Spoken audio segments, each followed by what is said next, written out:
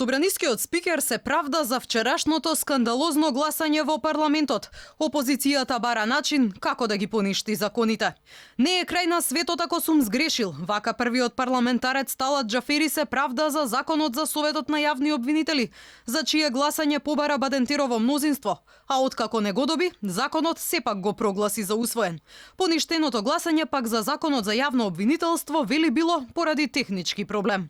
Најнормално е човек во таква атмосфера, во такви услови и да направи грешка. И тоа е моја грешка, тоа не е нешто што се случило, па произлегле последици од тоа што сум го кажал. Затоа што официјалниот дел на сценариото, кој што е архивиран, е тој што законот е изгласан без Бадинтерово мнозинство, затоа што така е регулирано и во Уставот. Од опозицијската ВМРО-ДПМН пак најавија дека двата спорни закони ќе ги оспорат пред Уставниот суд. Правниот тим на партијата ќе разгледувал и други можности.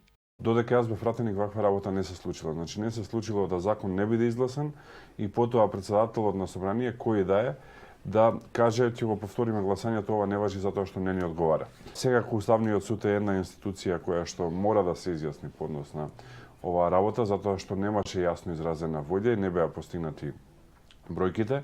Експертите по право едногласни. Одлуката за повторено гласање немала никаква заснованост во деловникот и како таква велат е неуставна.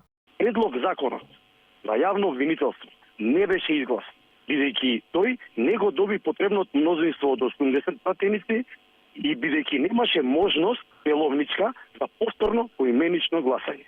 И професорката по уставно право Каракамишева на иста линија. Вели деловникот на собранието не предвидувал поништување на веќе спроведено гласање. А Џафери немал право да го поништи гласањето, откако ја затворил расправата и точката ја ставил на гласање. За овој преседан реакција од меѓународната заедница побара и професорот Димитар Апасиев. Реакциите доаѓаат откако законот за јавно обвинителство во собранието беше усвоен со 80 гласа за, но на повторено гласање.